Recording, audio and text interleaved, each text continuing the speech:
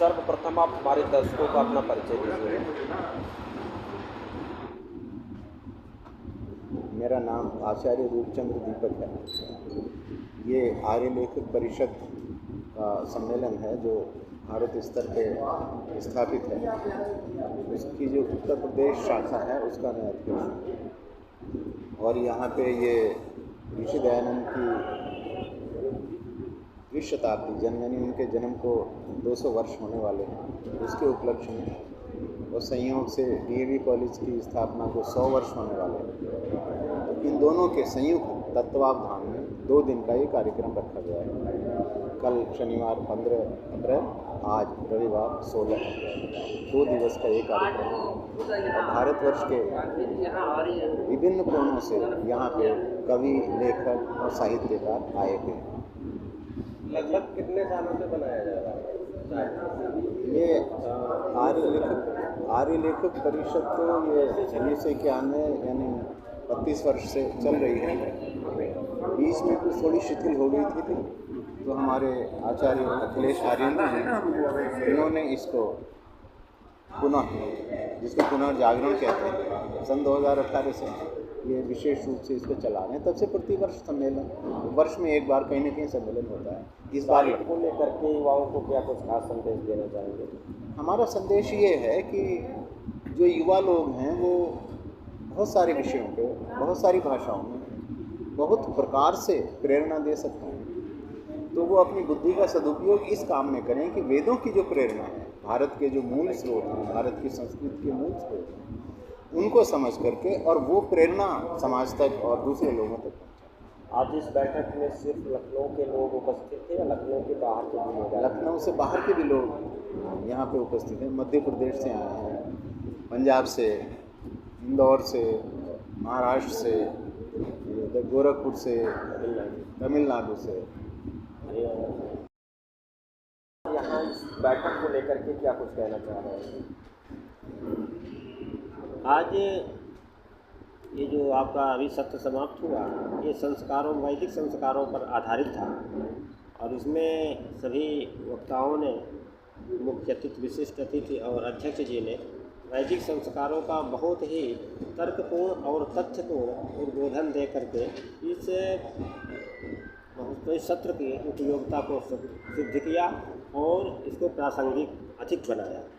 इसकी ये विशेष उपयोगिता रही।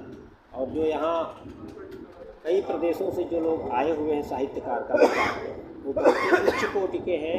बहुत कई पुस्तकों के, कई अच्छे पत्रकार भी खूब आए हैं, साहित्यकार आए हुए हैं, कई अच्छे लेखक आए हुए हैं, कई अच्छे चिंतक और समालोचक आए हुए हैं, कई अच्छे जो है उपन्यासकार आए हुए हैं, इस तरह से नाटककार आए हुए हैं। सबके अलग अलग विधाओं के हैं। इसलिए हिंदी साहित्य के जो विधाएँ हैं उनका एक यहाँ संगम हो गया है सभी विधाओं का, जो साहित्यकारों के माध्यम से। तो इस रूप में भी इस आपके कार्यक्रम की ये उपयोगिता विशेष रही, क्योंकि उन्होंने अपने विधाओं में जो संस्कार का हम लोगों ने उनको बताना चाहा, जो उनसे कहना चाहा, वो सफल रहा। और उन्होंने उनके भाव भूमि से, मुद्रा से भी लग रहा था कि वाकई में ये बहुत ही उनके लिए उपयोगी है।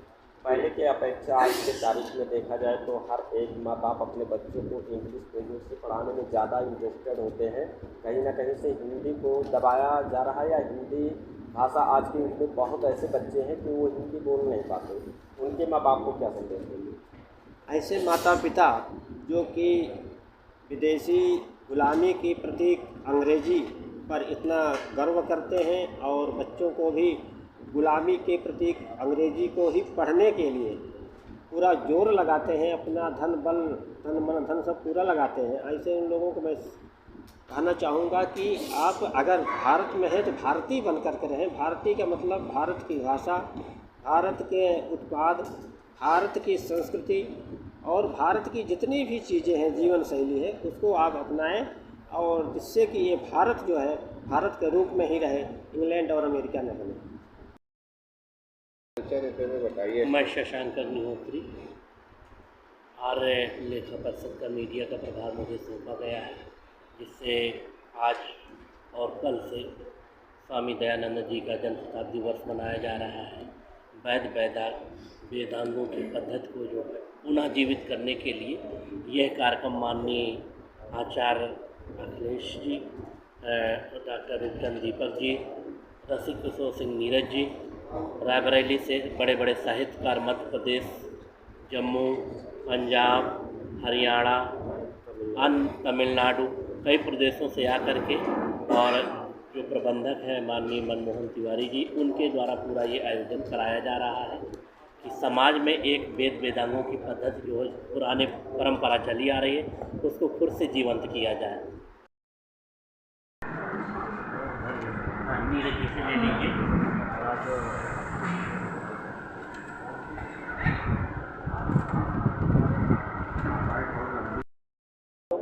आखिर भारतीय साहित्य सम्मेलन में उपस्थित हुए जी, और साहित्य को लेकर के क्या कुछ कहना चाह रहे हैं?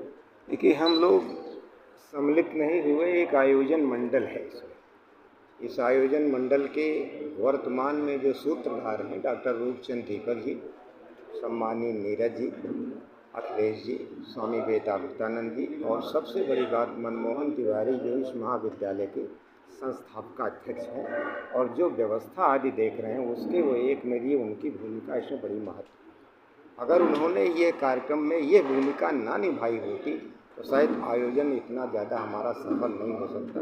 ये सब लोग हम आपस में मिल करके संगक्षब्दम संपदम की भावना से, और साहित्य का एक उद्देश्य ये भी है क्योंकि साहित्य समाज का दर्पण है और वो प्रत्येक अवस्था और स्थिति में सबको एक साथ लेकर के एक मंच पर खड़ा होकर के हर प्रकार के आयोजन को इसलिए बनाना चाहता है ताकि वर्तमान स्थिति में जो देश तमाम तरह के संघर्षों से जूझ रहा है वो इन सबसे निश्चित रूप से बच करके एक प्लेटफॉर्म पर खड़े होकर के अपने परिवार को, समाज और राष्ट्र को मजबूत बना सके। यही इस संगठन का भी एक महत्व है।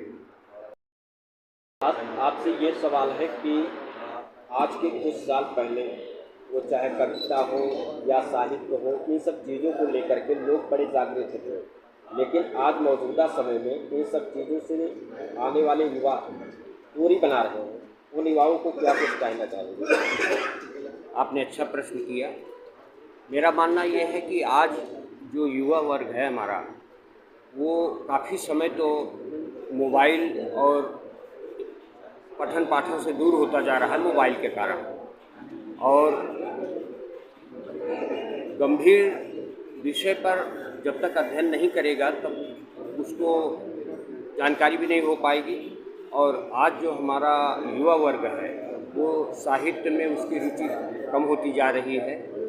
इसका मुख्य कारण जो है वो मोबाइल है, लेकिन ऐसा भी नहीं है।